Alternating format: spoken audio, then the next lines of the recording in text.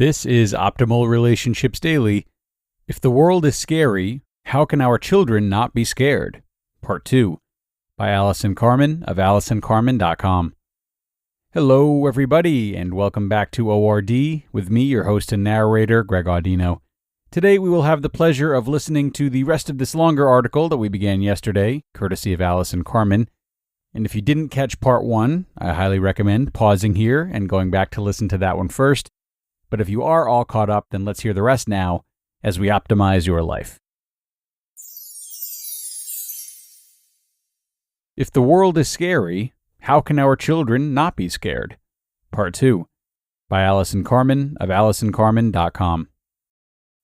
I realized that I could keep trying to teach my older daughter a life perspective of positive thinking, but if she could lose this perspective over not getting a part in a play, how would she stay positive when she saw truly bad things happening all around her? To harness the power of positive thinking, my daughter would need to sustain relentless optimism in the face of very real obstacles that obscured the road ahead. A positive perspective can be very challenging when someone loses hope during difficult times or is afraid of uncertainty. Just like myself and many other adults, children too can get stuck on the idea, if today doesn't work out, nothing will ever change in the future. So, what could I teach my children to sustain them through the uncertainty of the future? After much trial and error in my adult life, I decided to teach my daughters the same perspective that has finally helped me face the unknown with more strength and vigor. I taught them a way of thinking that I refer to as the maybe mindset. When I feel worried or uncertain, I tell my children the same thing I have learned to tell myself. As bad as things may look or feel in any given moment, there is always the possibility that maybe, just maybe, what is happening will turn out good. Maybe it will get better, or maybe we can accept what we are experiencing and still be okay.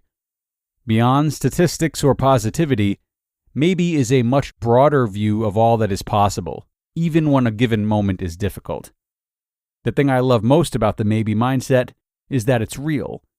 The maybe mindset doesn't promise my children that things will go back to the way they were before something bad happened, nor does it deny that bad things are happening in the world.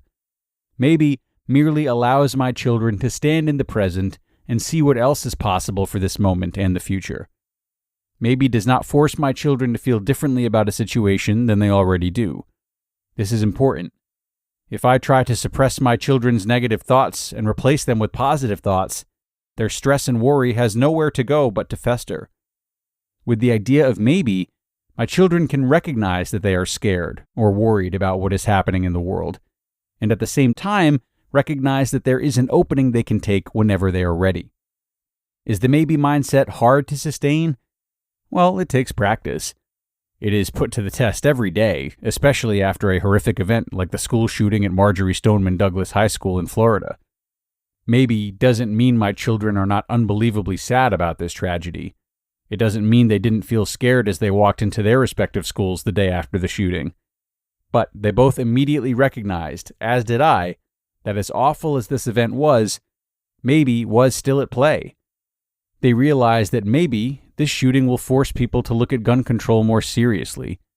Maybe there will be new legislation passed. Maybe my girls can be part of the solution. The maybe mindset keeps their worst fears at bay, and instead gives them strength to stay active in their communities and have hope that as life changes, there are good possibilities amidst all that bad. With the maybe mindset, my children know that uncertainty is not the problem, but instead it is their fear of what will be that can cripple them to move forward with their lives. Whether they're struggling at school with friends, health issues, or fears of global warming, war, or famine, the idea of maybe has become a guiding light that allows them to clear their worries so they can focus on all life can offer. With this mindset, my children understand that they can sit in the uncertainty with fear, anxiety, and total despair, or they can realize that there may be a way out, a way forward, or simply another way to look at what is before them. And even if my children's fears do become reality, as fears sometimes do, maybe will help them see that the next moment brings a chance for something new once again. And maybe may just do more.